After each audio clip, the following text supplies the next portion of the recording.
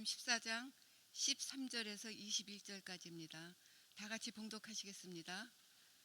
예수께서 들으시고 배를 타고 떠나사 따로 빈들에 가시니 무리가 듣고 여러 고을로부터 걸어서 따라간지라. 예수께서 나오사 큰 무리를 보시고 불쌍히 여기사 그 중에 있는 병자를 고쳐 주시니라. 저녁이 되매 제자들이 나와 이르되 이곳은 빈들이요 때도 이미 저물었으니 무리를 보내어 마을에 들어가 먹을 것을 사 먹게 하소서. 예수께서 이르시되 갈 것 없다 너희가 먹을 것을 주라.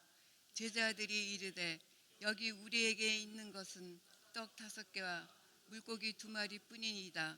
이르시되 그것을 내게 가져오라 하시고 무리를 명하여 잔디 위에 앉히시고 떡 5개와 물고기 2마리를 가지사 하늘을 우러러 축사하시고 떡을 떼어 제자들에게 주시매 제자들이 무리에게 주니 다 배불리 먹고 남은 조각을 12바구니에 차게 거두었으며 먹은 사람은 여자와 어린이 외에 5,000명이나 되었더라. 아멘.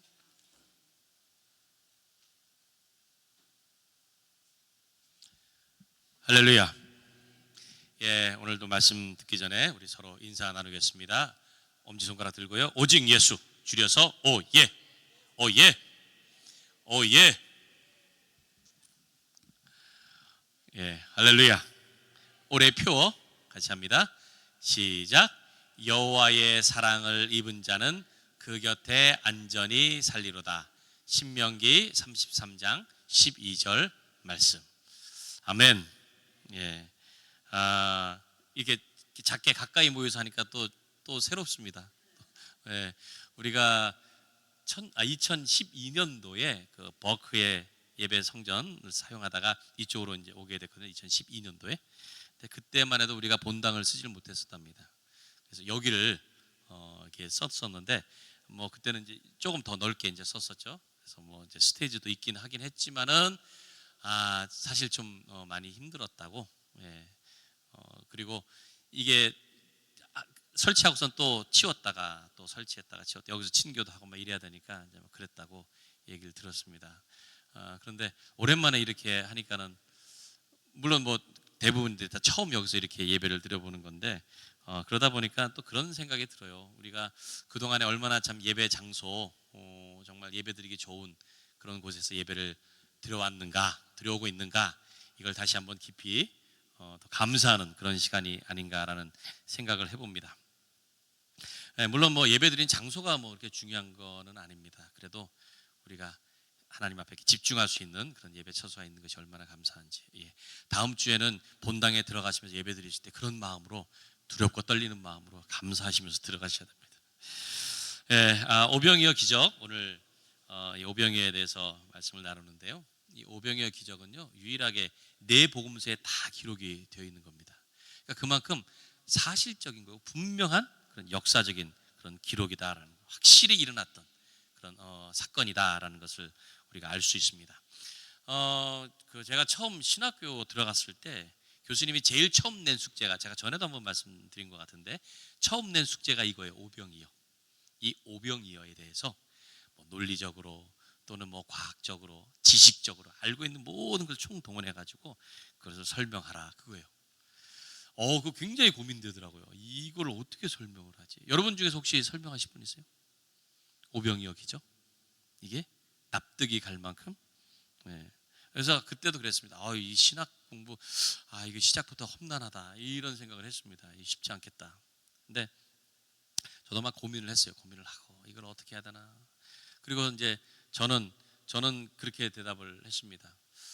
하나님 전지전능하신 분이시니까 하루가 첫날 같고 첫날이 하루 같고 또 하나는 만과 같고 만은 하나 같고 그러니까 하나님께서 이렇게 떡을 원래의 그 있었던 그 분자, 뭐 원자, 뭐 이런 상태로 확 되돌리셔가지고 거기서 갑자기 확 늘리셔가지고 이걸 갑자기 막 하여튼 뭐 말도 안 되는 거예요. 막 그렇게 해서 물고기도 갑자기 그 알의 상태로 확 돌리셔가지고 그거를 막 이렇게 제가 일주일 동안 한 2주 동안 고민했던 겁니다. 숙제에서 확 늘려가지고 그렇게 해가지고 한순간에 그렇게 하신 것이 아니겠는가라고 황당한 대답을 제가 했었습니다. 뭐 저뿐만이 아니에요. 다른 사람들도 다 황당해가지고 뭐 어떤 사람은 뭐 그런 얘기도 하더라고요. 도시락을 아이가 하나 가져왔잖아요.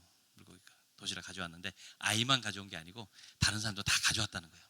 자기만 먹으려고 이렇게 숨겨놨다가 아이가 내놓는 거 보고 부끄러워가지고 거기서 이제 자기도 다 내놨더니 그게 이렇게 막 풍성해졌다.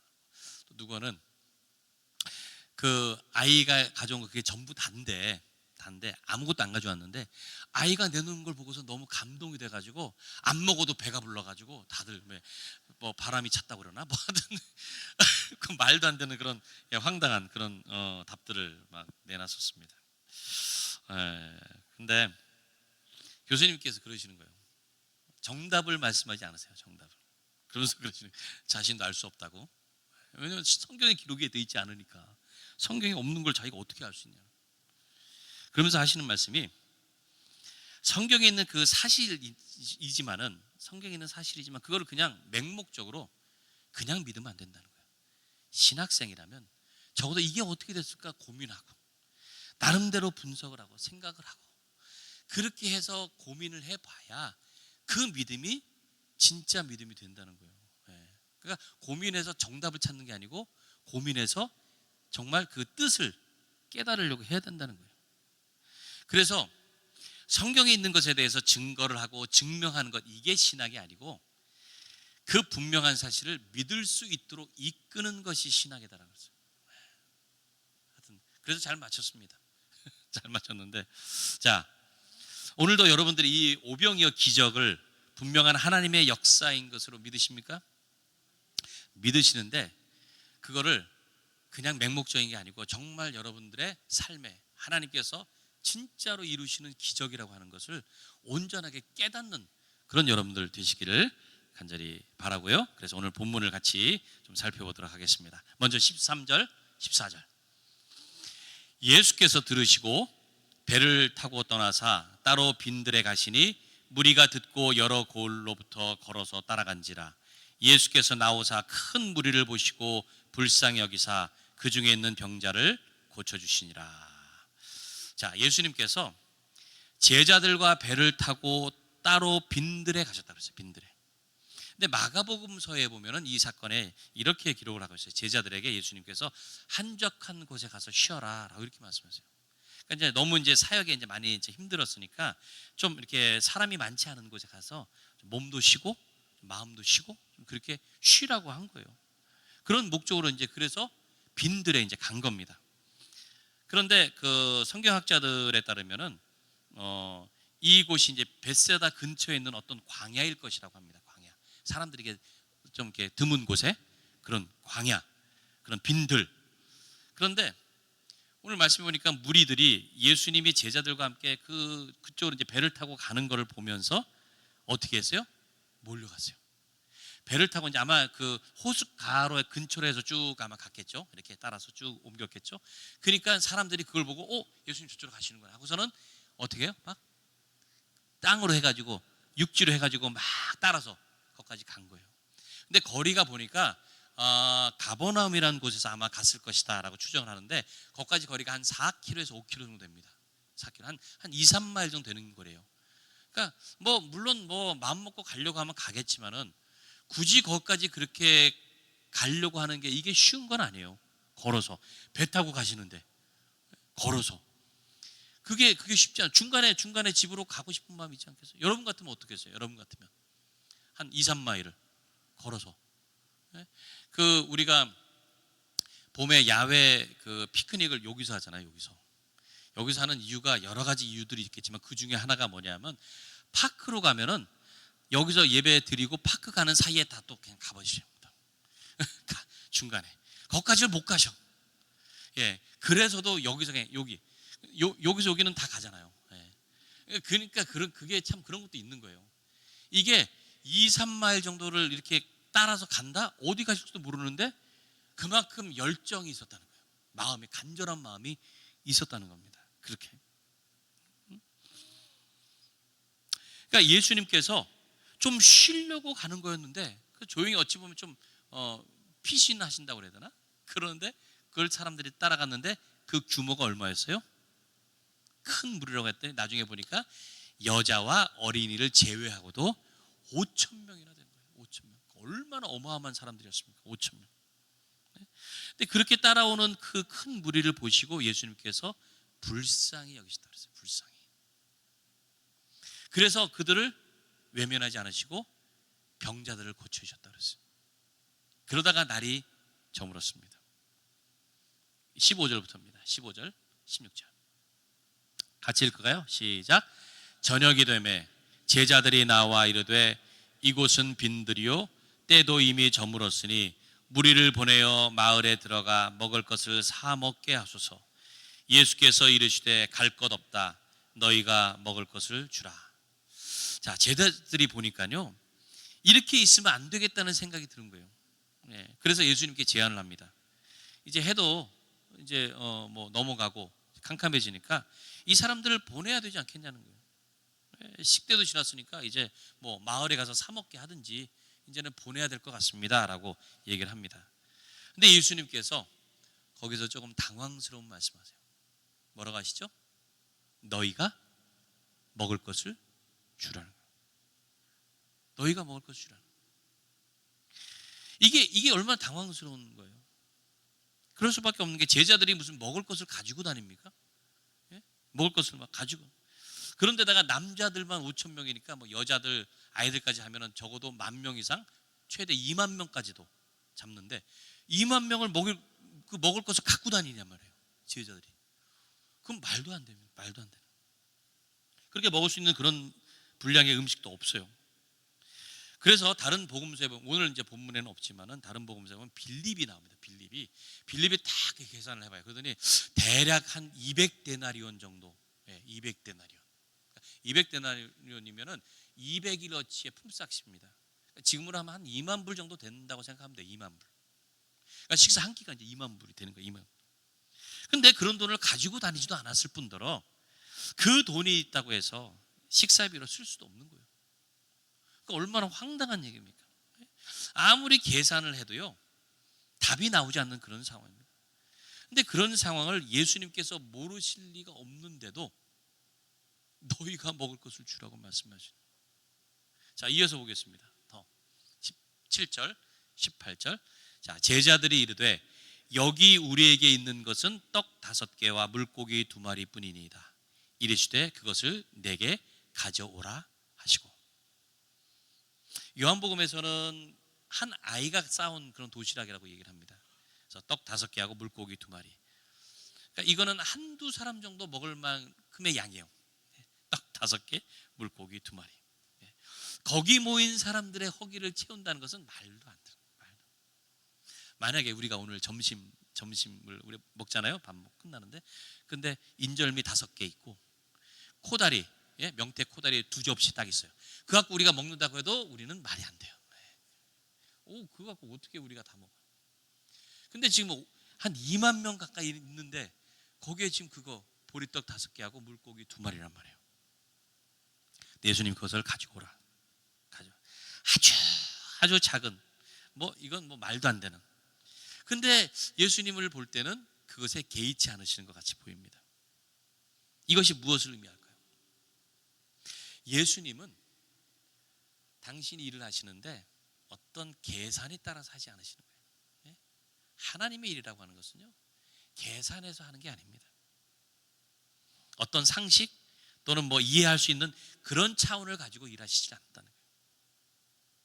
우리의 마음, 우리의 그런 믿음을 보신다는 것입니다. 그것은 정말 이해할 수 없어요. 말도 안 돼요.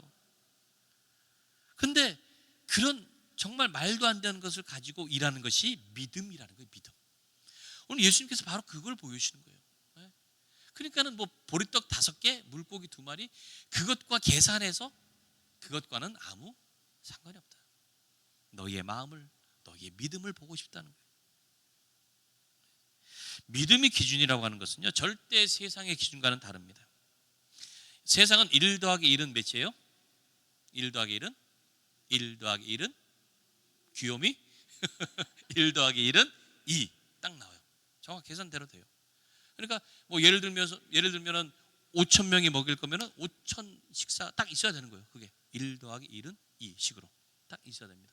그런데 이 믿음, 신앙은 1 더하기 1이 2가 아니라는 거예요. 1 더하기 1은 무한대라는 거예요. 무한대. 바로 그것을 보여주시는 겁니다. 바로 그것을. 이것이 믿음의 결실이다라는 거예요.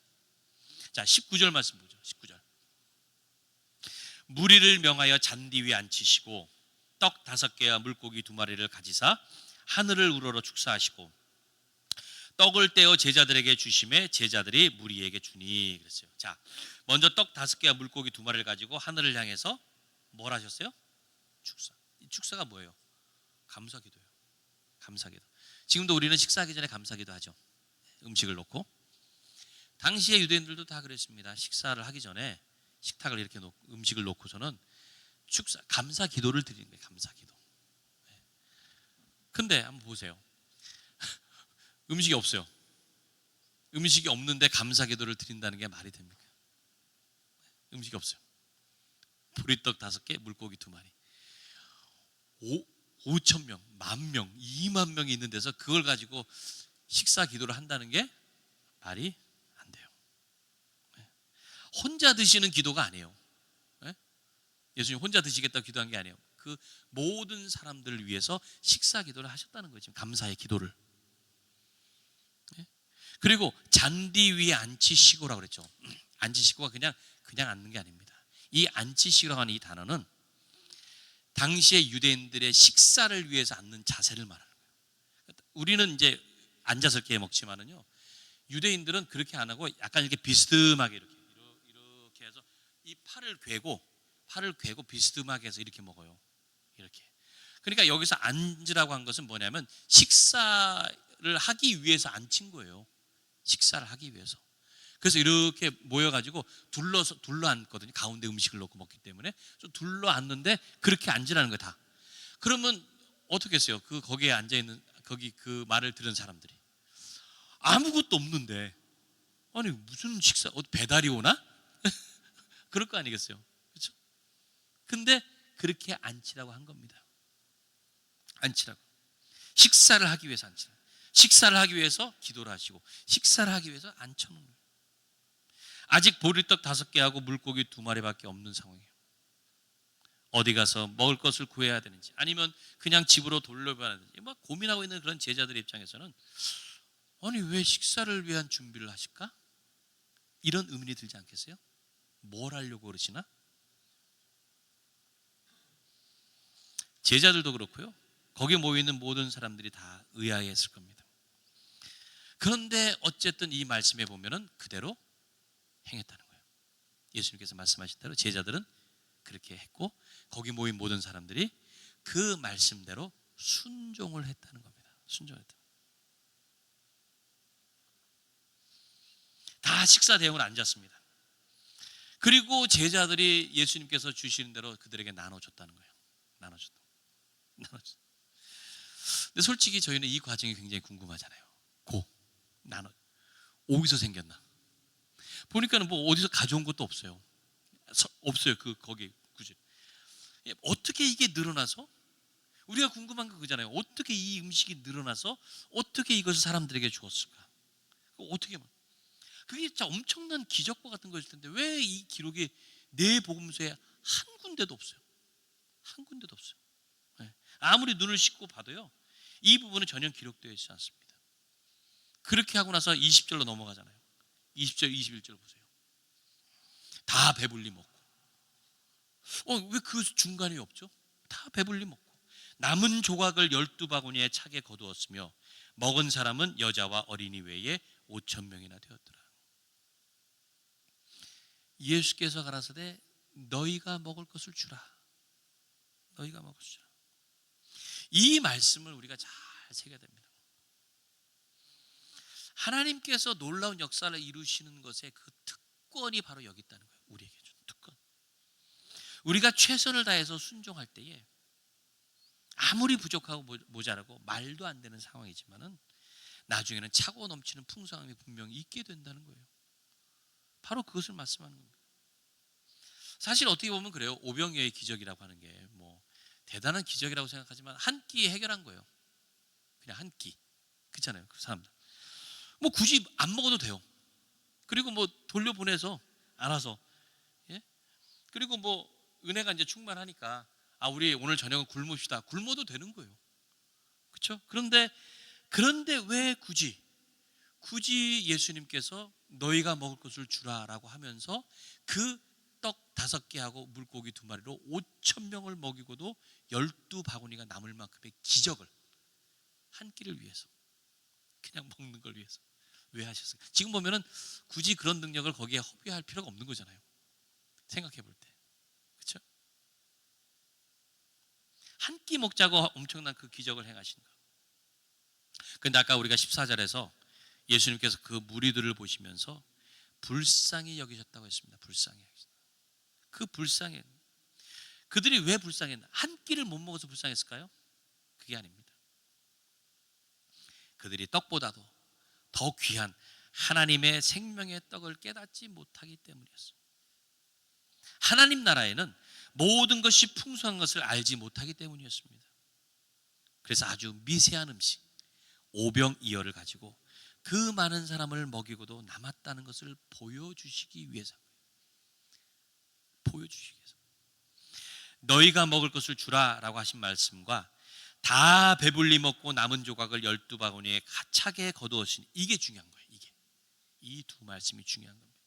그 중간은요, 하나님께서 하시는 역사이고 하나님의 은혜라는 거예요. 그건 우리의 영역이 아닌 겁니다.